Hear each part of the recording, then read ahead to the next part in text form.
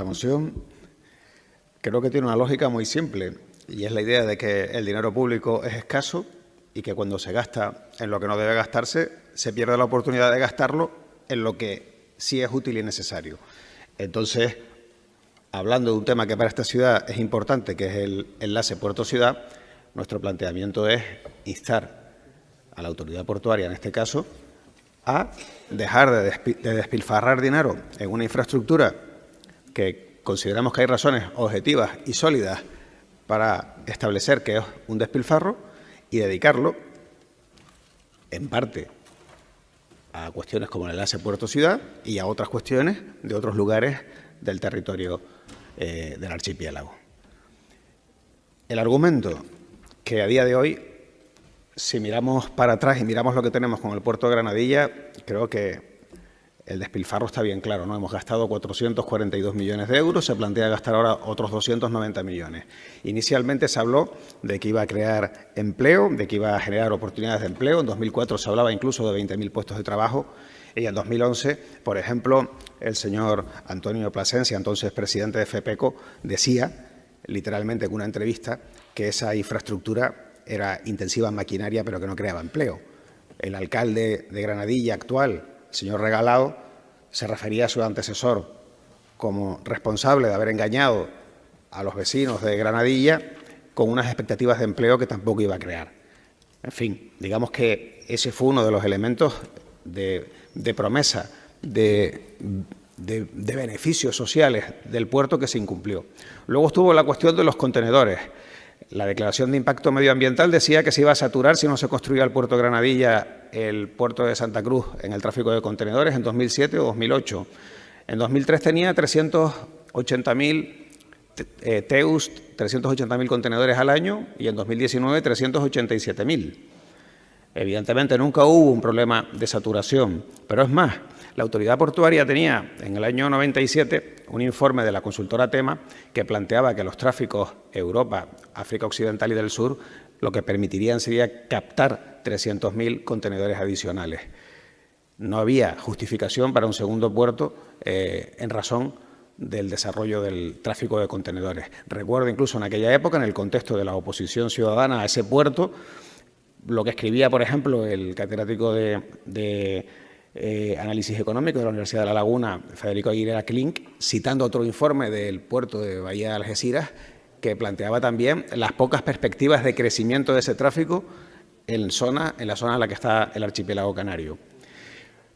Hay que recordar también, a raíz de que ATAN llevara a los juzgados este tema, el dictamen pericial que se encargó, que establecía que durante 116 días al año de media el puerto de Granadilla tenía vientos fuerza 7 o más que impiden la maniobra de las grúas que cargan y descargan contenedores.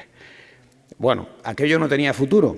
Hoy tiene todavía menos futuro porque efectivamente hemos visto que el puerto de Tánger primero, pero y el de Casablanca ahora, tiene unos costes de transbordo de contenedores de entre 5 y 15 euros, frente a 40 y 50 euros que tenemos en el puerto nuestro. La patronal de la estiba decía no hace mucho que con eso no se puede competir, con la maquinaria que sea, que no hay posibilidad de competir. Hemos visto que Maersk desvió su sede en el puerto de Bahía de Algeciras a Tánger y, de hecho, la tercera terminal de contenedores que se iba a construir en el puerto de Bahía de Algeciras quedó desierta porque nadie se presentó a la licitación. Es decir, ahí parece que hay un mercado sin crecimiento, aunque seguimos planificando 1.400.000 contenedores para el futuro en el puerto de Granadilla. Estaba previsto para 2020 1.244.000 contenedores de tráfico y, bueno, estamos en eso, en 380.000. Luego se dijo que el puerto debía servir para el gas y hemos visto al presidente de la Comisión Nacional de los Mercados y la Competencia decir que el proyecto de introducción del gas en Tenerife es un proyecto de socialización de pérdidas.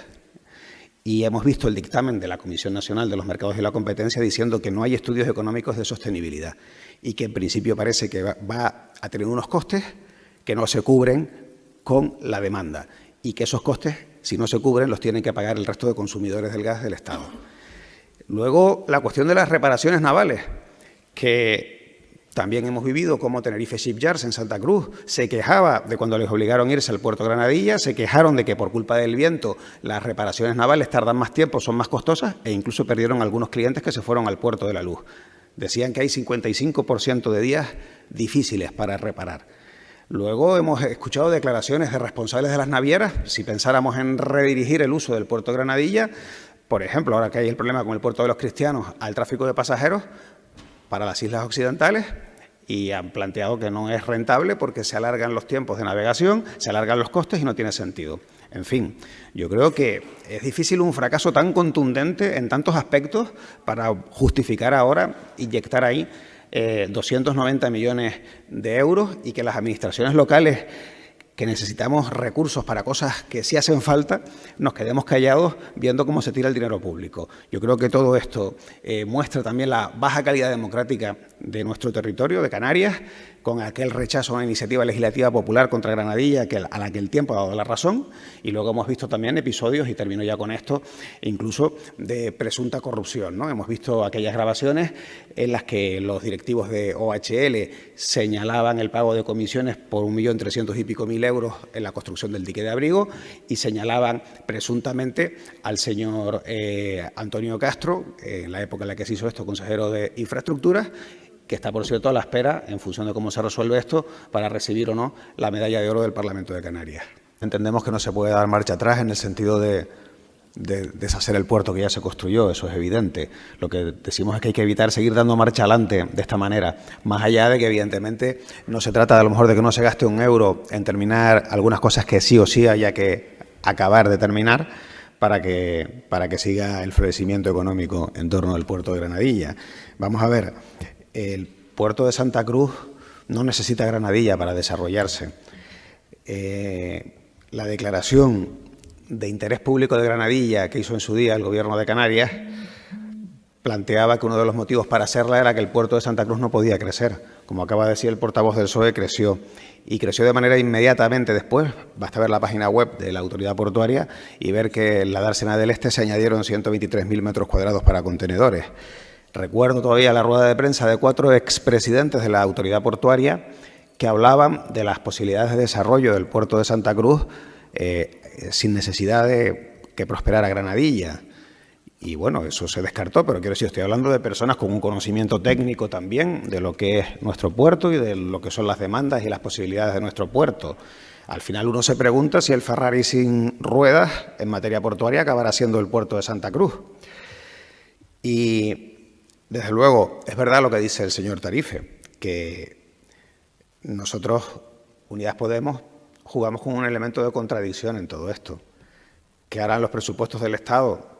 Donde obviamente no gobernamos en solitario, gobiernan también otras fuerzas políticas y se depende de otras que no están en el Gobierno para aprobar los presupuestos y son condicionantes que no dependen solo de nosotros.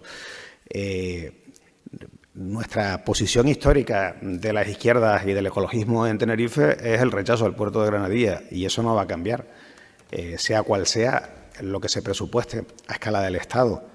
A lo mejor a escala del Estado esto cambia si los plenos de los distintos ayuntamientos de la isla plantean que basta ya de tirar dinero al mar. A lo mejor entonces cambia.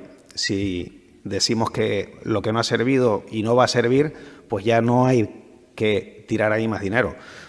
De cualquier manera, señor Tarife, lo que no entiendo es plantear esto en términos de agravio territorial.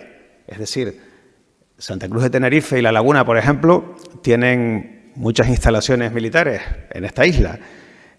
No creo que quienes abogan por reducir el gasto en defensa estén luchando contra los intereses de Santa Cruz y de La Laguna.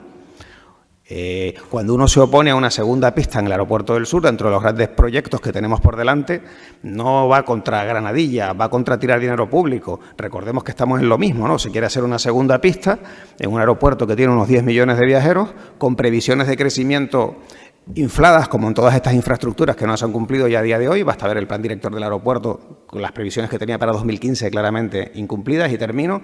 Pero sobre todo llama la atención ver que en Londres un aeropuerto como Gatwick ha llegado a tener 35 millones de viajeros con una pista, y aquí necesitamos 2 pistas para el aeropuerto del Sur. Y eso que el PIOT, el Plan Insular de Ordenación Territorial, dice que hay que entender los rodeos y el aeropuerto del Sur como una unidad aeroportuaria. En fin, que yo entiendo que los empresarios de la construcción tienen mucho poder y condicionan la política. Don Ramón. Pero no nos vendan esto como lo que no es. Gracias.